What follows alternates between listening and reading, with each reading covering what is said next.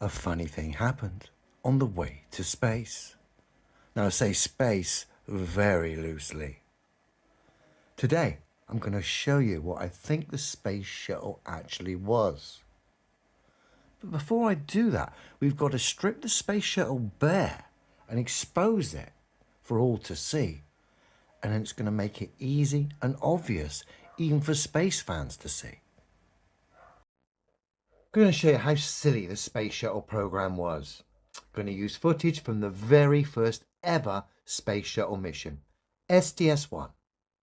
We join the action as the space shuttle is supposedly doing 17,500 miles an hour around the globe Earth. They've just opened their cargo doors and they're about to do an inspection. So let's have a look.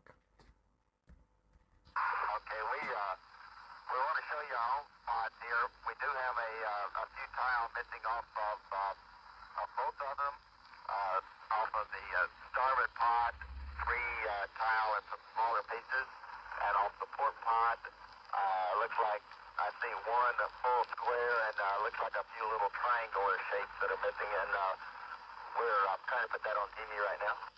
Roger, Grip, we can see that good. So that's not good. As you can see, several of the tiles, the heat tiles, which protect the space shuttle against extreme temperatures during re-entry, several of those tiles are actually missing. Yeah, really not good and quite revealing. And this is where it starts to get sillier and sillier.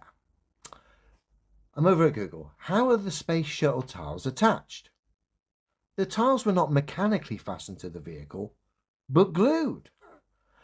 Since the brittle tiles could not flex with the underlying vehicle skin, they were glued to Nomex felt strain isolation pads with room temperature vulcanizing silicon adhesive, which in turn glued to the orbiter's skin.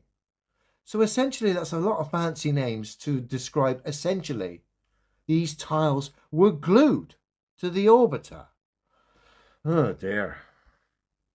So back with the original clip and an extra clip regarding the aluminium skin that lies underneath these ceramic tiles that protect the space shuttle.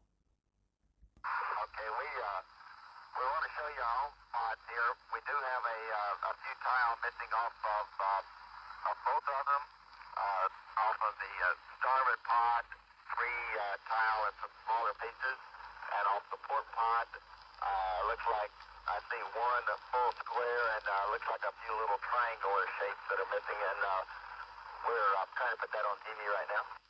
Roger, Grip, we can see that good. The aluminum skin will melt at 320 degrees. The silicate tiles must insulate the vehicle from the tremendous heat.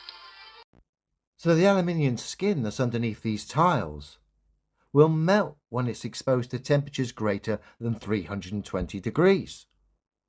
And that's a major problem when we're looking at this old school footage from STS-1.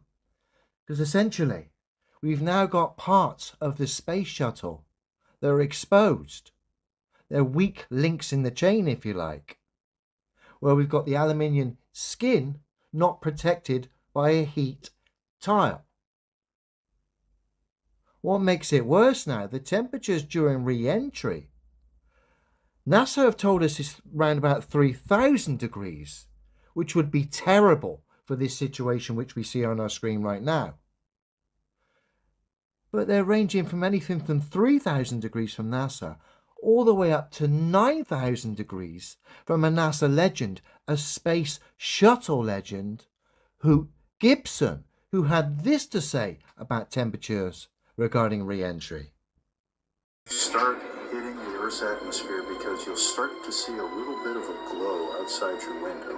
It's white hot outside. It's just as bright as day. And the air outside is 9,000 degrees. Well, that's hotter than the surface of the sun. Just think about it logically. If this thing was coming back in at 17,500 miles an hour, yeah?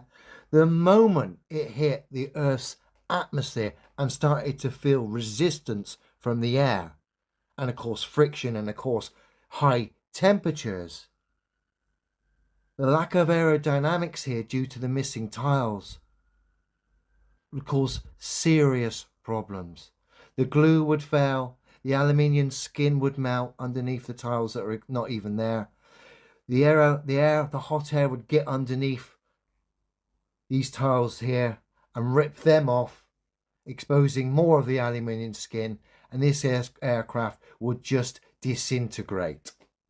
That's at 3,000 degrees, yet alone the 9,000 Hoop was on about. Doesn't matter who's right, whether it's NASA or the NASA legend. Coming back in at 17,500 miles an hour, hit an atmosphere, these tiles would be ripped off the back, the temperatures would just melt the aluminium skin. This thing would have essentially just been burnt to pieces. For anyone claiming, oh, they fixed it before they returned, no. So I'm over at NASA STS-1, touchdown, landing the first space shuttle mission. We get an image here. I'm just going to nip into the image. When I zoom in, we can see the tiles haven't been replaced, which means this space shuttle didn't come back from space doing 17,500 miles an hour, hit a globe Earth atmosphere, encountered temperatures ranging from 3,000 to 9,000 degrees. No, didn't encounter any of that or do any of that, because it would have actually ripped up, burnt up, and been absolutely obliterated upon re-entry. The aluminium skin that was under the tiles that had fallen away would have been exposed to ridiculous temperatures, and the spacecraft, due to a failure of aerodynamics and a failure of space heat protection, would have failed and been destroyed upon re-entry. But strangely enough, it had no problems landing, which means it didn't encounter the things they said it did. Just highlighting yet again the fraud that is this space shuttle program. They can't get their story straight. The reason they can't is because it's lies. So this, in my opinion, is how they got away with the space shuttle fraud. 1. A good firework display. The launch. 2. Space pantomime performances. Essentially theatrics, to get the naive and gullible to believe the astronauts are actually in space after the rocket launch. And then 3. The return of the space shuttle, supposedly from an orbit. But myself and many others have highlighted that's more than likely done by space shuttle jets, just returning from an undisclosed location, landing, claiming to have come back from space. You want proof of that? Check this footage out of the Russian space shuttle Buran taking off and landing.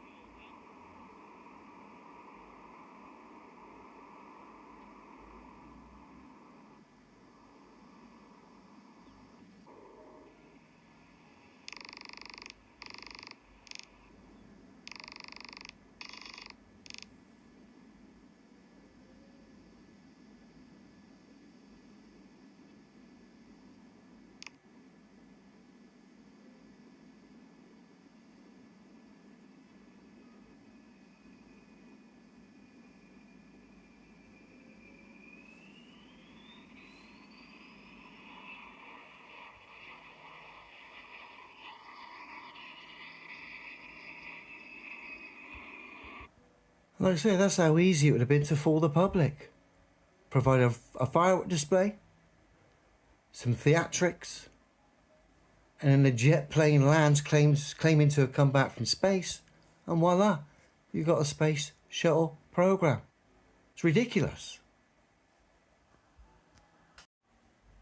And that is why whenever NASA's space shuttle landed, it was accompanied by chase planes, jets. That way whoever was on the ground watching it land wouldn't be able to tell, wouldn't be able to hear the fact the space shuttle itself was a jet. They'd just think it was the chase planes themselves they were hearing. Very clever, really, when you think about it. But when you strip the thing bare by common sense logic, it just falls apart under its own claims. And yeah, I find that Buran Russian space shuttle footage very revealing. Have a good one, everyone.